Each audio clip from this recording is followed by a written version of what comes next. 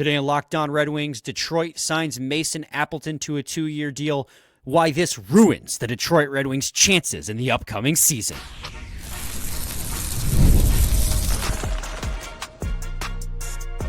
You're Locked On Red Wings, your daily podcast on the Detroit Red Wings. Part of the Locked On Podcast Network, your team every day. I hope the thick layer of sarcasm there just really came through on the Mason Appleton I hope signing. it didn't. People just take that at face value. I hope that everyone took that literally and is very confused and mad as the show starts. Welcome back to Locked On Red Wings. I'm Brian Fisher. He's Scott Bentley. And Scotty, Mason Appleton is the headlining signing on the second day of free agency, and it stirred up a lot more controversy. I wouldn't even say it stirred up controversy. Just people on social media were, for some reason, way too upset about a bottom six depth signing. And like, I won't say there is not any validity to some of the complaints I heard. It's just, you know how it is. Everything's always polarized, right? It's either the best signing ever, the worst signing ever, and it's just, at the end of the day, I'm indifferent on the signing, and we'll explain why. Why it makes sense and why maybe it doesn't make a little bit of sense. But they also signed Soderblom to a 2-year deal. We'll break that down in segment 2 before talking about former Red Wings finding new homes and just letting you guys know about development camp. I guess that kind of did that there. Development camp's going on, so there you go. Nothing really of note out of that yet. Well, Scotty, yeah, there's a couple of like, oh, this kid looks good, but like not a ton. Well, yeah, if we have time at the end, we can kind of riff about it. Right. And just disclaimer, we're recording this just shy of 6 o'clock between the two games that the Tigers are playing. So any news that comes out that's not groundbreaking for the Red Wings, we'll just talk about it on tomorrow's episode. Let's get started with Appleton here. Scotty, he signed a 2-year deal carrying a 2.9 AAV per season. Mason Appleton is 29 years old. He is a right wing. I know some models show him as a center, but he's pretty exclusively played right wing. He's a right shot, 6'2", 194 pounds. He had 22 points in 71 games played with Winnipeg last season. What is your first reaction to the acquisition of Mason Appleton?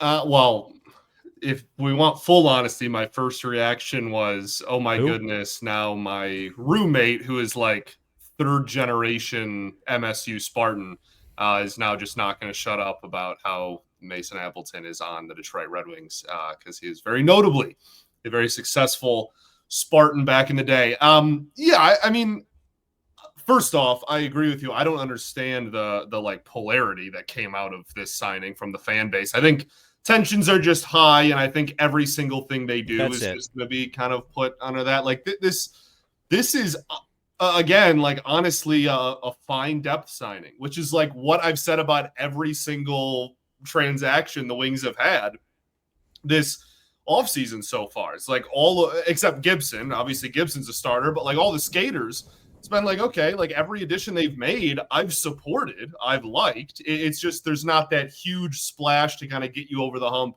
and get you back into the playoffs. But like Appleton as a player is very well-rounded. Like that, he's kind of like the jack of all trades, master of none. I kind of feel like physical, as you mentioned before we hit record, but is a fine like down the lineup card point producer as well. Double-digit goals in the last 2 seasons. 2 years ago, had a 36-point season in 82 games. Last year, just 22 points. But, you know, the assists were the big fall off with that one. So, like, yeah, man, I don't know. I really don't have I don't have an issue with this. I think that the money is probably about what a third line guy that can be played and deployed in a lot of different situations like he can would probably go for, and it's 2 years. This doesn't like handicap you and not allow you to make other moves. I really don't understand the frustration, to be honest. Yeah, I mean, this is a Christian Fischer replacement. It's a Tyler Mott replacement, Joe Veleno replacement. Insert any bottom six guy here. And so the thing about this for me is that he has some upside in mostly that, you know, he's not afraid to play through contact. He got, if you look at the and I'll pull it up here for you, Scotty. I'll share the slide. Amongst players on the Winnipeg Jets this last season, his line got the most difficult deployments. You can see it here, right? He got as tough quality competition as the top line, which was Kyle Connor, Mark Scheifele, Gabe Vilardi, Nikolai Ehlers, those guys. His line got just as difficult deployment, but mostly in the defensive zone. You can see that on the y-axis. To the left of the y-axis here on this graph shows you guys who got more defensive zone deployments than offensive zone. What you notice here is that his line in the defensive zone is all blue, while the other line in the offensive zone is all red, which means, Scotty, that relative to their teammates, their line, despite difficult deployments in mostly defensive zone areas, was a positive Corsi for relative, which means when they're on the ice, they generate more shot attempts for than shot attempts against, which is something that Appleton is actually, that's one of the metrics that he's really good at, is shot attempts. He shoots the puck a lot from the perimeter. That's both a blessing and a disguise. Blessing in disguise, not blessing in disguise. Blessing and... I don't think that's the saying. But that's not the saying, but it's a good thing and it's a bad thing. What that also means is he's shooting the puck a lot because he's not getting the puck deeper into the play. He's not, creating more opportunities. Plays are dying on his stick, but they're getting into the offensive zone. So if they're starting in the defensive zone, yet they're generating more shots than they're facing, that means that line, and I'm not putting it all on Mason Appleton, right? It's the line itself, but that means that line is getting out of the defensive zone. Scotty, that's something we need. He adds toughness to this team. He adds in transition, which is something this team needs. And yes, he had a down year last year. His shooting percentage was putrid. Only 10 goals and 20-something points in 70 games played. But as you put the year before that, it was 30 points. So I think the truth is somewhere in the middle, 35 points. I think the truth is somewhere in the middle with him. He's probably a high 20s, low 30s point producer, which is perfectly fine on the third pair or on the third line. And he can play penalty kill. I think with the Winnipeg Jets, and he played important minutes with the Jets too. Like, this is a President's Trophy winning Jets, and he played pretty big minutes with them, even as a second line, third line winger. But this team needs help on the penalty kill, and he can help bring that in. And he was like a PK1 guy according to Evolving Hockey. So I mean, this is just a guy. I'm not trying to oversell it. I'm sorry, PK2 guy. I'm not trying to oversell. What he was a PK1 2 seasons ago, though. Right. I'm not trying to oversell what Mason Appleton is. He is a third-line winger. But I don't, like, I'm with you. I think that the reaction on social media was more, again, kind of like the Dobson thing, an accumulation of other frustrations. Fans want that impact needle mover. So every time they make a signing that is not an impact needle mover, people have the question, why? And the answer to this is, he provides depth. I mean, the one counter argument I see against Mason Appleton is that, like, it's a roster spot for a young player, and I guess I could see that if you wanted, like, a Danielson to have an easier path to the NHL. But newsflash, if Danielson works his way onto the team, he's gonna be on the team. What are we trying to do here, man? Right. Like, we can't have, he's taking up a roster spot for a young guy, but also the Wings aren't being aggressive enough and aren't making good enough, like, big enough improvements to get you over the hump. You at some point you got to draw a line in the sand and decide which direction you want to go. I have no issue with it, and I think that I mean, he had you talked about his deployments. 70% in all situations, 70% of his deployments were in the defensive zone. That is I do want to specify when you see those percentages, because some people will say it does not count on the fly. Of course. Right. That is strictly offensive versus defensive. But when deployed offensive or defensive, 70% of his deployments have been in the defensive zone rather than the offensive zone. Yeah. That's something you need. Right, and then like you said, I mean, it's a guy that played PK2 last year, has played PK1 at points in his career, but mostly been a PK2 guy.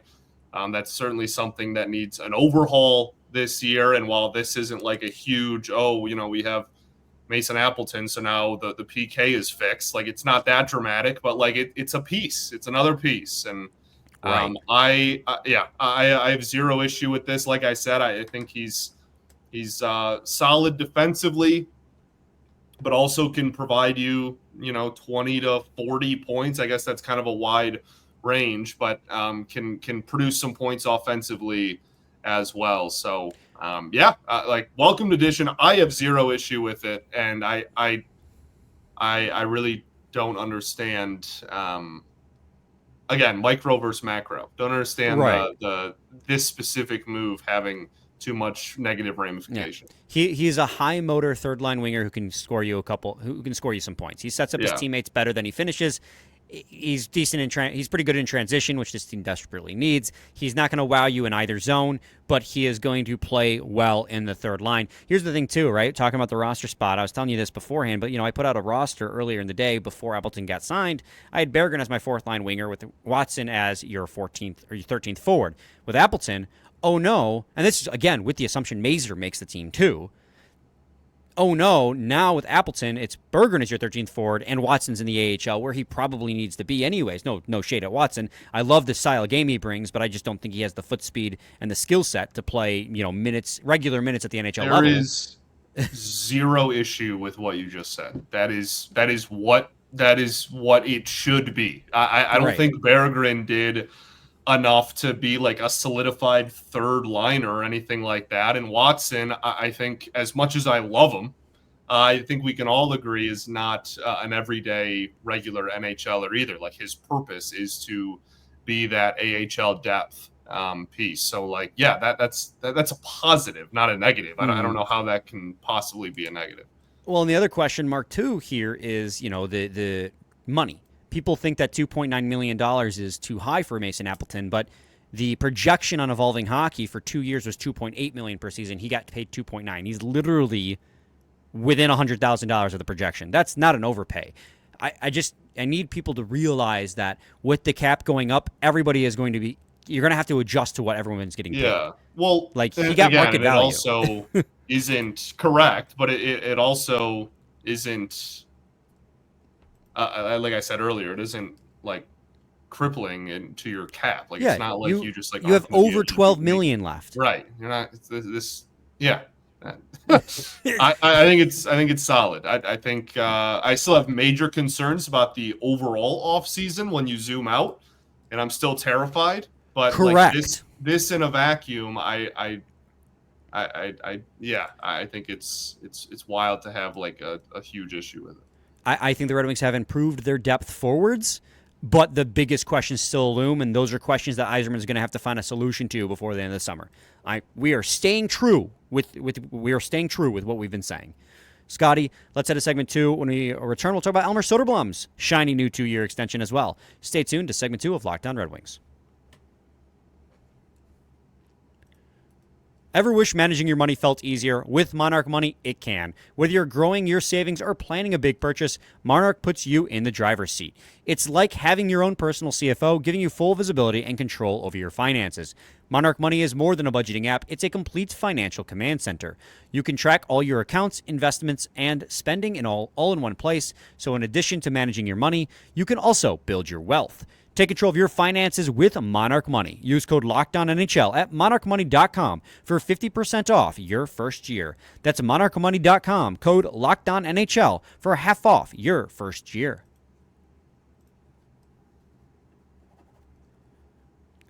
All right, Scotty.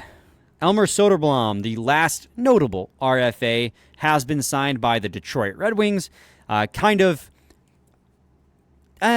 wouldn't call it. I was going to say a breakout year. I think that's hyperbolic. I have a tendency to be a little bit hyperbolic. But he had a nice surprise season, I would say, with the Detroit Red Wings.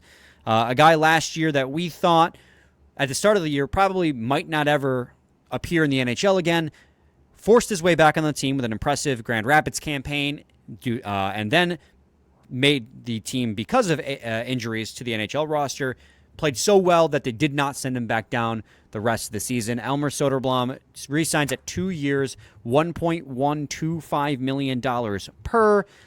We all know 6'8", big behemoth. He's like 247 pounds, by the way, which, I mean, I know he's 6'8". He should be heavier, but it's just crazy seeing somebody 247 pounds in the NHL. Doesn't seem like that happens very often. 11 points in 26 games played. And I felt like you saw his impact almost every game he played, and I think part of that is just because he's hard to miss. Yeah, I really don't think that it is a hyperbole to say that it was a breakout year. I mean, we talked about it during the season. I'm not sure anyone exceeded their preseason expectations in the entire organization, top to bottom, more than Elmer Soderblom did. This is a guy that, as you mentioned, we thought was like maybe done with a shot at the NHL and like was just going to kind of fade away. And he was a cool story for a few weeks, 2 seasons ago, and that was it. And now we're talking about him. Like, again, we talked about it literally on yesterday's show before the signing, about, okay, like I would really like him to sign a multi-year deal. I think that's probably where this is headed. You can make him kind of a fixture in your bottom 6 at worst. And that's what's happening. I think he deserves it. I think it's really smart by the organization.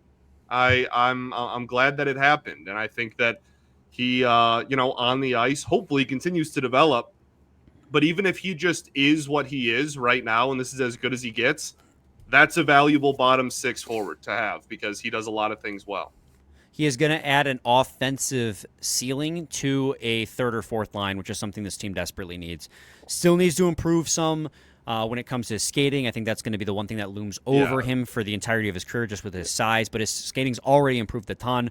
Needs to improve on the defensive side of the puck, too, if he wants to work his way up higher in the lineup. But his offensive game, right, his forechecking has gotten a lot more notable. His board battles have gotten a lot more notable in that he's using his size, he's using his reach to pick off pucks. We always knew the Silky, before it felt like he was kind of a passenger on his lines, waiting for the puck to come to him and try to make moves with his size and his mitts. Now it feels like he's actively engaged in puck retrievals, creating opportunities for other teammates. There were a couple times last year, passes outside, breakout pass attempts were just picked off because of his sheer size and reading the play or by pressuring the defender.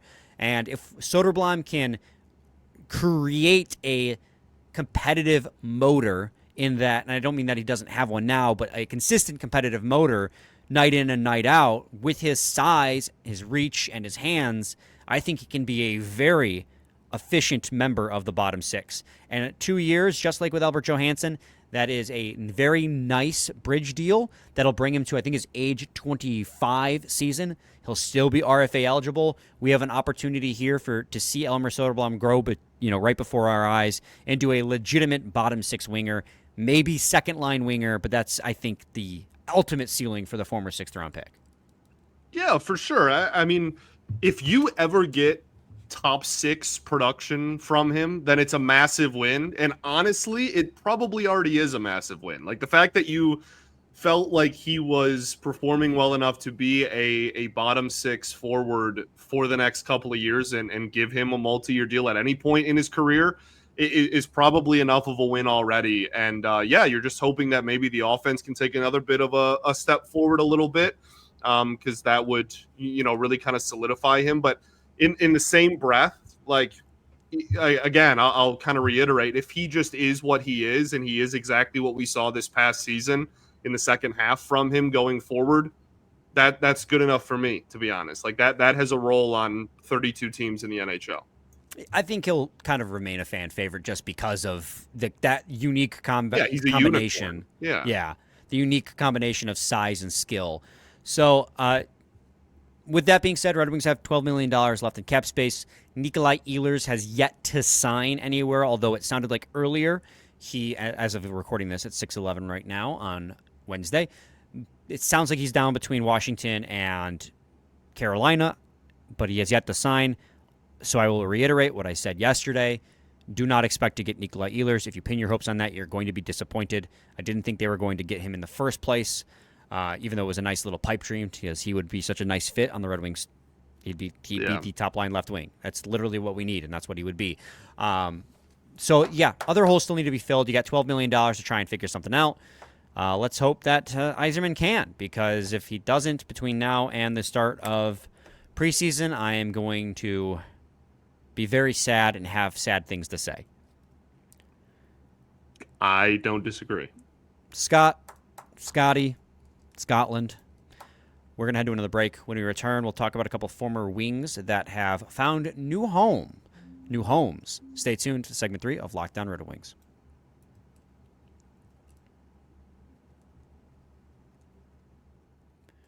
Segment 3, Lockdown Red Wings podcast. All right. Jeff Petry, I think, is the lead one here. Much much maligned Jeff Petry. Is that the way to say that? He was polarizing here in Detroit. Everyone hated him. He was the scapegoat. Hate's a strong word. A lot of people were not happy with his production. Here, I'm trying to be less hyperbolic. We're not happy with his production in his 2-year tenure with the Detroit Red Wings. You and I defended him a little bit. We acknowledged the fact that he was definitely overdeployed with where he was at in his career. He signs I think a league minimum contract with the Florida Panthers that carries incentive bonuses as well. So I think this is kind of a perfect fit for him. 1, he's going to get the opportunity to get 1,000 games played. 2, he's going to get a chance to play for a Stanley Cup championship with the back-to-back Cup champs. And 3, he's going to get to play in a third pair sheltered role, which he needed to be playing in Detroit, in which he would have been in my opinion, I think he would have been a very effective defenseman in that role. But he had so little depth that he was forced to play top 4 minutes when he was over 35 years old. Yeah, well, I mean, and on top of that, he's going to have a much better defensive team around him. Like there's not going to be as much responsibility in terms of minutes, obviously, to your point, but there's also not going to be as much responsibility in terms of what is expected of him on the ice. This is a phenomenal defensive forward group and obviously a really, really good blue line as well. So yeah, like, assuming health, he'll be a third pair guy. I mean, heck, we'll see how, camp and everything goes. He might even be like a league minimum 7th D man for this team. Yeah, like, good for him. He can go try and go out on top, go out with a ring, and we'll see what happens. But I really think that it's actually a good pickup for Florida. Like, yeah, I know a lot of people in this fan base probably scoff at, but like, again, given the role that he is going to be given over there, I think he can probably fill that role pretty well. I think he fits their locker room too, like their style of play as well. So I think it fits on a lot of levels for him and for the team, right? You just get that veteran leadership, depth player who, at one time was just a fantastic defenseman in the NHL. The other one of note was Alex Lyon signing a contract with the Buffalo Sabres. That one was reported before it even broke. Tampering. The free agency started that he was likely going to go to Buffalo. 2 years too, man. He got a multi-year deal. Good for him. And a pay raise, 1.5 per season. I mean, it was earned. He has turned himself from a fringe NHL guy into a solid backup goaltender. And going to a team like Buffalo, I think it's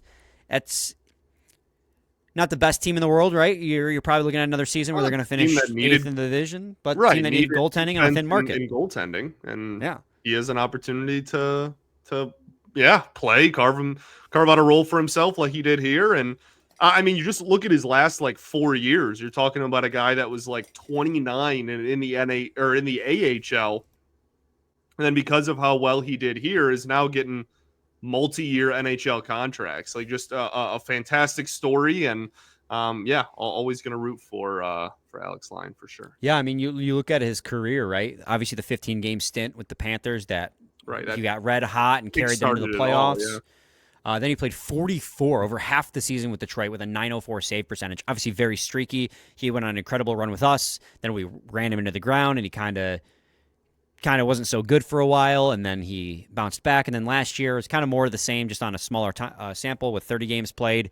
He went from a guy who could barely crack an NHL lineup to one season was the starter for the Red Wings. Yeah. Again, not saying much with where our goaltending depth was, but he's earned himself a 2-year deal at 1.5. I'm sad to see him go because he was an incredible human being from everything that it sounded like, right? Just anytime the media or the cameras were on him, just a massive goofball. But I'm very happy to see him stick around in the NHL and get another contract elsewhere. I mean, could you make an argument that after Jake Allen signed that 5-year extension prior to free agency opening, that he was a top goalie on the free agent market because that market was so thin? Yeah. I think you could argue he was probably a top 4 goalie, 3, 4, which is crazy. This free agency sucked, man. Impressive. There's just nobody. Well, again, I mean, like we talked about yesterday, it's because everybody re-signed. Right. Goaltenders, there just wasn't any, but Yeah. There was never any to begin with, which is again like you want to give Yzerman credit for that because he literally got the best player available on the market via trade or free agency, and he didn't give up much to get him. So you get kudos for that, Yzerman. I would like to see a little bit more, please, as we sit here patiently waiting for a top 4 defenseman or top 6 winger. So, Scotty, am I missing anything? Anything else we need to bring up here? No, I don't think so, man. We talked about camp starting. Yeah. Jesse Kiskinen apparently is looking really good. They haven't really scrimmaged yet, so it's hard to tell who is really standing out from one another. Yeah. I mean, all we have is reports and hearsay, but the games are being played with people in Red Wings sweaters. That's kind of, Are we back? Are we No, it's too early to say that. Too early to say that. No. Nice try, though. Nice try. Yeah, I think the only other thing is an interesting anecdote from Sean Shapiro. He tweeted out that JVR in his media availability said that one of the big recruiters for JVR was Justin Holl because they trained together in the offseason. And so you can thank Justin Holl for getting JVR, and apparently they like the idea of playing together. Wow, yeah. Thank goodness we kept him. That's You didn't think Justin Holl for JVR. Did I say that right? I think so. Oh, I don't know. I knew what you meant if you didn't. Yeah. Yeah, I mean, really, showcasing his value there. Glad we didn't buy him out so we could get a guy on a 1-by-1. It's important stuff. Big important stuff. Big. For sure. All right. Let's head to a quick break that will take us to Friday. 24-hour break. I realized halfway through what I was saying, and I just let's go to a quick break here for 24 hours. We'll be back tomorrow with a new episode. Stay tuned for that. Same time, same place. It's your team every day.